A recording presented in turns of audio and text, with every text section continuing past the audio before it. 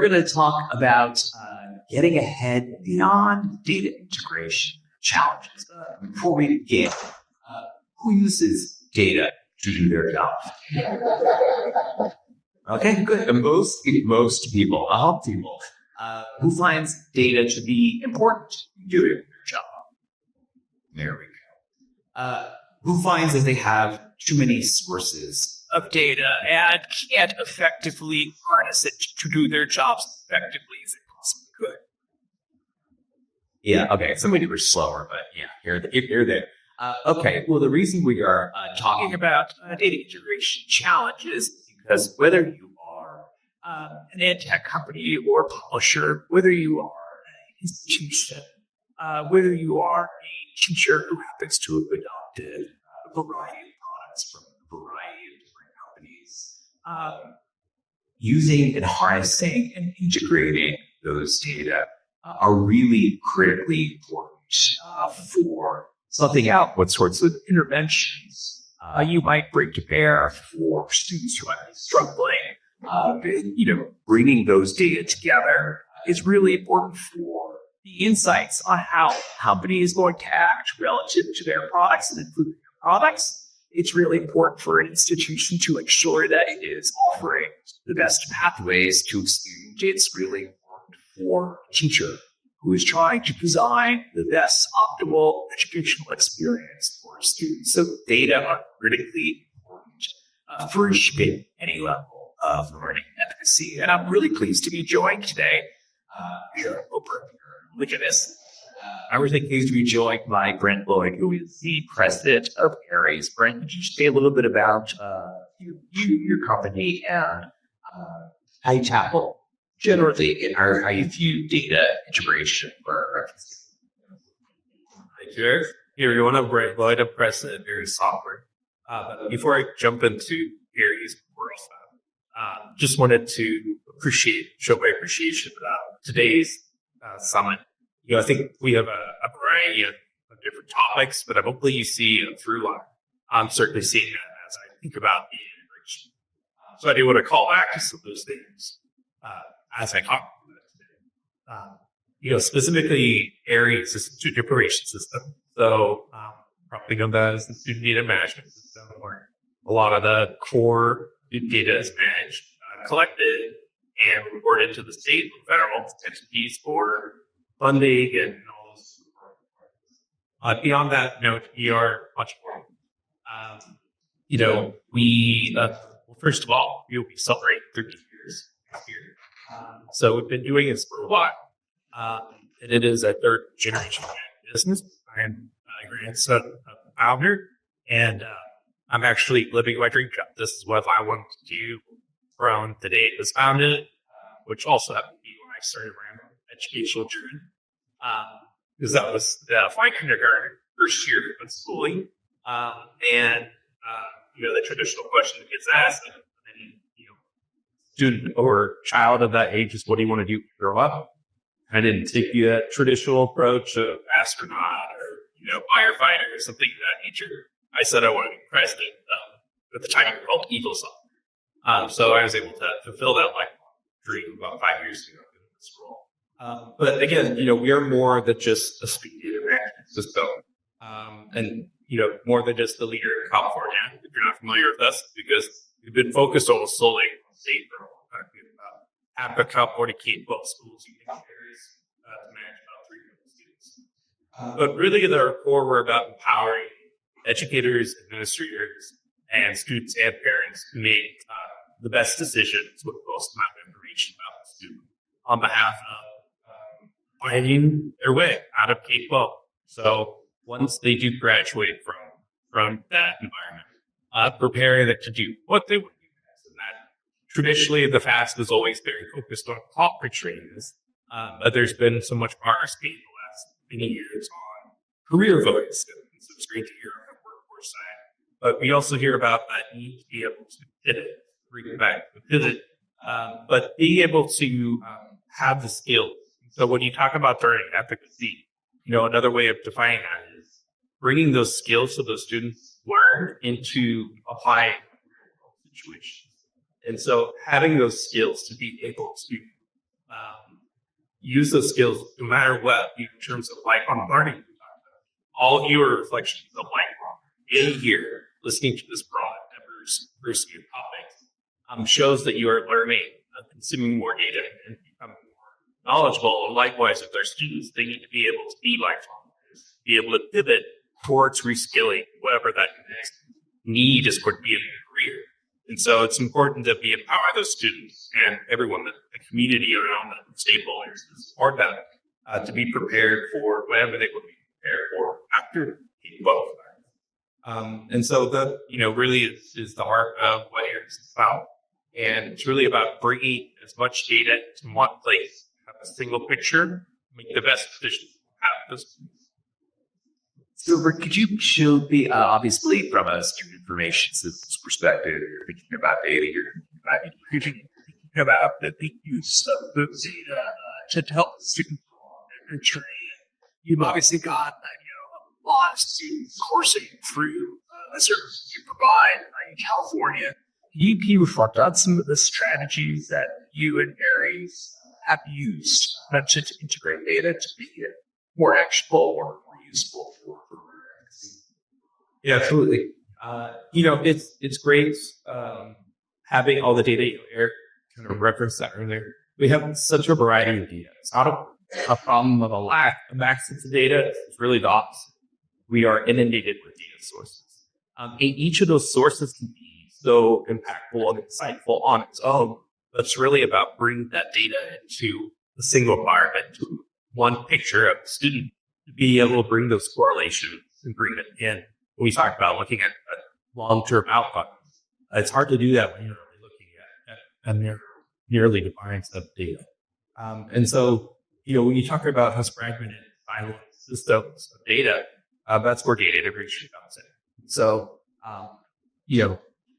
it starts with identifying, each school district, each school has a unique journey in this.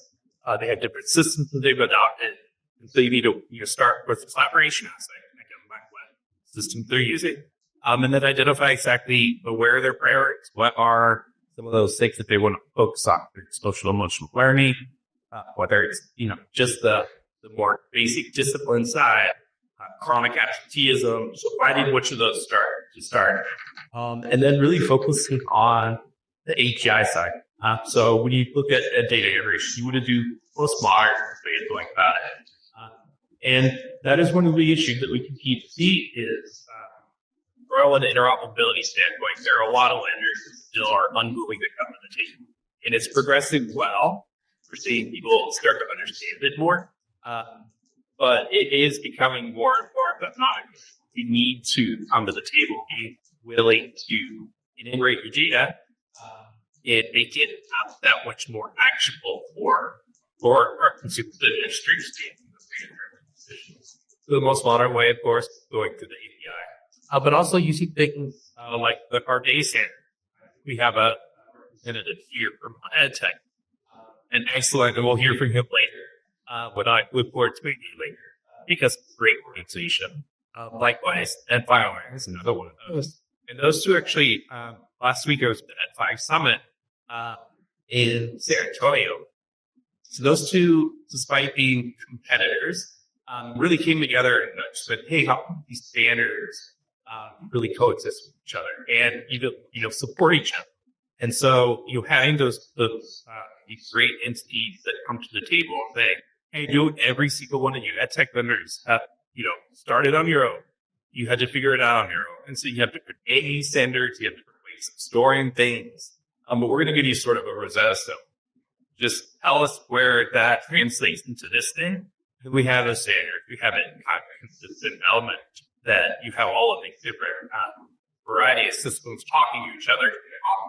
So that becomes a key element for sure. And then, of course, making it user-friendly, bringing all that data into dashboards, making them actionable. Those are all very important parts. Then I'll definitely end the training element is certainly necessary, but the continuous feedback and improvement commitment is also key. Just like we heard earlier, accessibility is never done. It's always a journey. Listening to consumers, identify what additional data sets we're missing, or we create new data, making better decisions for our students. Probably should have set you here so you have to create your actual your assets there. But okay, well, just to go quickly, I was the editorial director back in 1993. I had it saying, she's like, we're all so busy at work. You don't have to hire to do our jobs. And I quote her here because I think it's the usefulness of the data, the integration of the data, and making sure the data are actionable is really a critical part of doing our collective jobs. And obviously, Aeries has been tackling this problem very effectively and has had really persuasive results. So, Brent, do you want to talk a little bit about some of the results of the work you've done?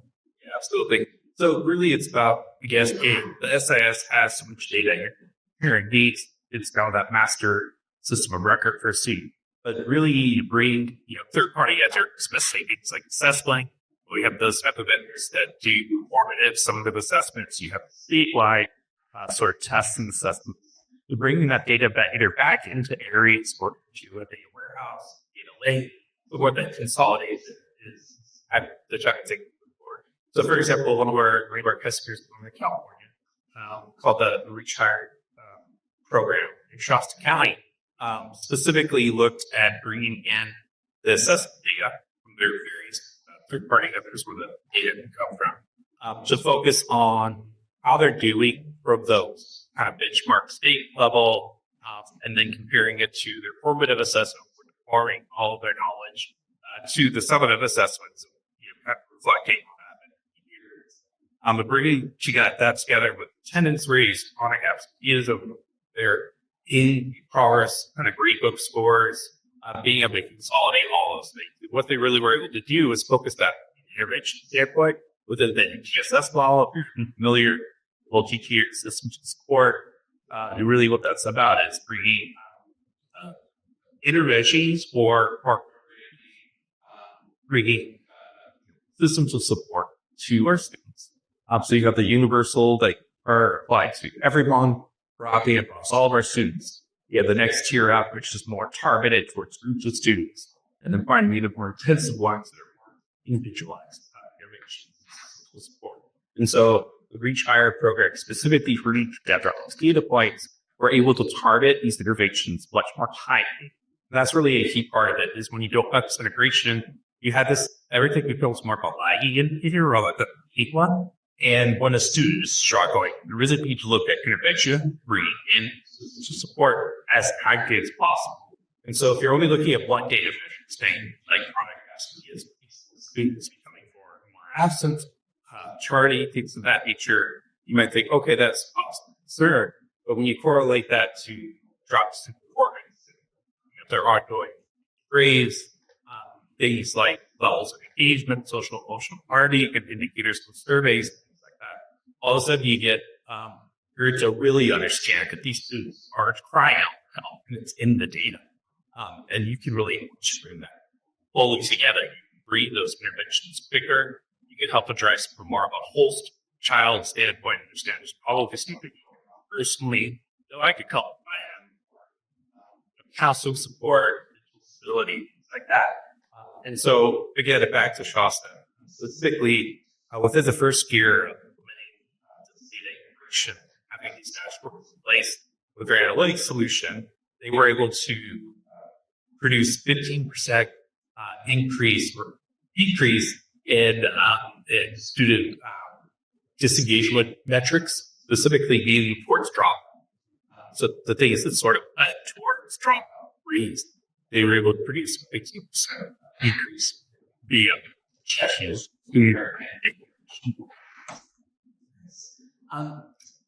Shifting topics slightly again, and by way of helping folks around how to might tackle these challenges. Could you talk a little bit about the role of information architecture, things like standards, taxonomies, ontologies, the role they might play in integrating? So I talked about standards already.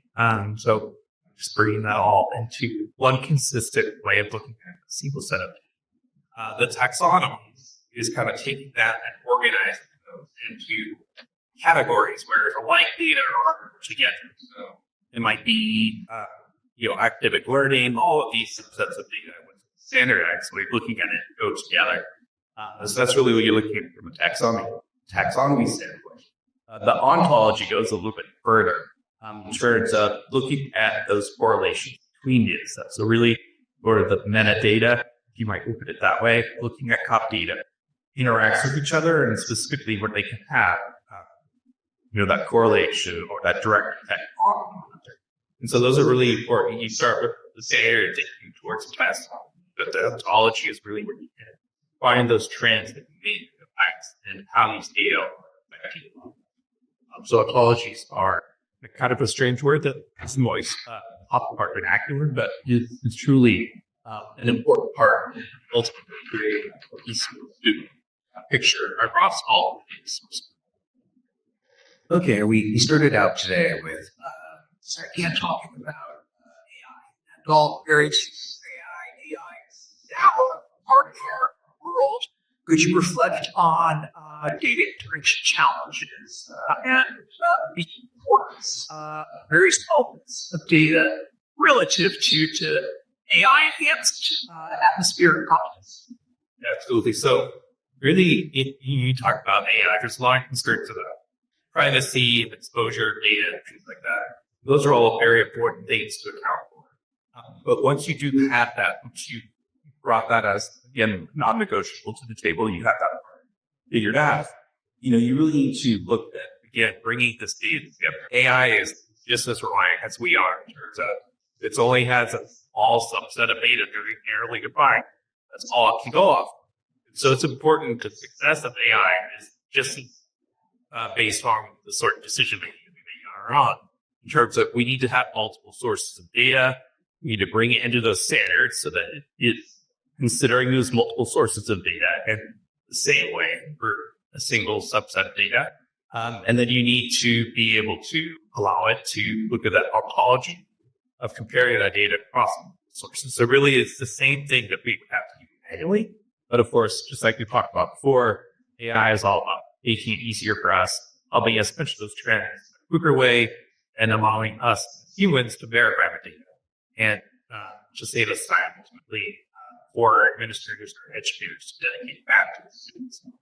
So really it's just the speed with AI as it is for us individually as humans to make all the data flow, to read it correctly, to prevent any sort of mispopulations or misinterpretations because the data is not standardized in the right thing. So that's really key to AI's. The success of AI is making it all standardized and readable and as much data inputted into AI as possible. The importance of data interoperability, integration is not simply important for having actionable intel to improve learner efficacy, but in the context of AI is being used to also facilitate further learning. The data integrity usually becomes that important. So I give shower really into this context. Absolutely. We'll again for the Braves bill. We have actionable steps that folks can take to follow suit what Aeries has done. Do you want to walk through some practical bits of advice that you can give? Yeah, absolutely. So the data standards are for there, and they really simplify to figure out how do we integrate third-party vendor, myself as an SIP vendor outside of an SIS, to give them that data into a place to be able to follow up on actual decisions on. And so the standards are a great way to start. And if you don't have the staff in place to even interact with the standards, they can lower the amount of work involved by just focusing on 1 or 2 or 3 of those. There are plenty of vendors, your Magic included, that can help provide services in lowering the staffing to do that. But again, this becomes more of a non-negotiable. This is hugely important towards the success of our schools, our customers, but also improving that that learning efficacy of each part of our individual systems. If it's not correlated with all the data sources, you're really only focused on yourself. And it's really talking about broad educational ecosystem here. Understand that we really, we're all kind of working together, supporting student success and working advocacy. We also need to have our system talking together to do the same thing. So those standards are a great people about it. And then ultimately, you just want to, invest everyone's sort of commitment towards the state goal at the end of the day, focusing on student outcomes, bringing that big picture mentality into our end users' lives to affect student outcomes by making all that data available. Okay, thank you. Thank you, Brett. I think we have a couple of year questions first. I'm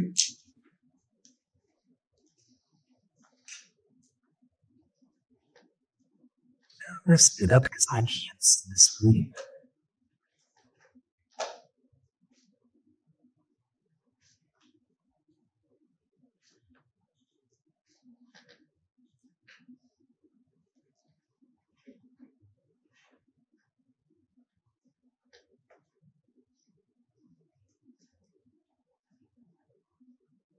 Okay, based on a discussion of data integration challenges, which of the following scenarios is most likely to need to improve the outcomes? I cannot read these at all. So, well, y'all can read them, but school district implementing a centralized system of grades, attendance, and behavior tracking. Teachers conducting weekly manual data analysis for multiple sources. Oh, I see. Really lead year.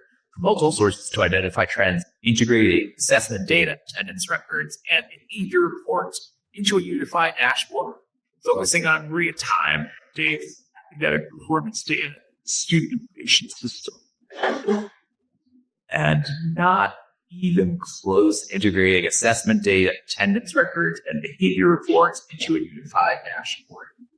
I see that.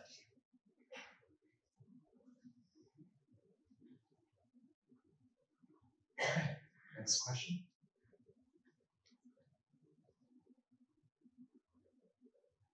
Which of the following best represents the relationship between data integration and AI enhanced learning and education? That is, AI can significantly improve learning outcomes when fed high-quality data from single comprehensive source. Data integration is crucial. AI algorithms can effectively compensate for minor data inconsistency. AI's effectiveness primarily depends on the volume of data rather than the integration or its integration or integrity. Quality, integrity, and integration of data significantly impact AI's ability to improve learning outcomes. I think you all got the point.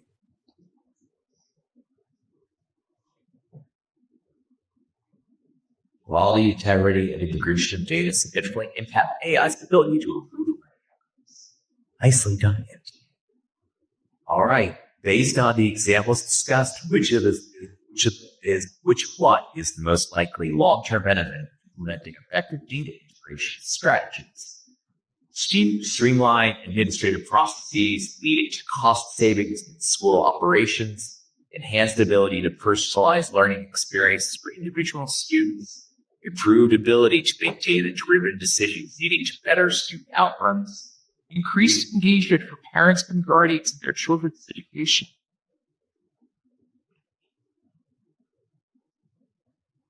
And clearly, I am not an assessment expert because I've designed all the questions for everybody to swap one answer.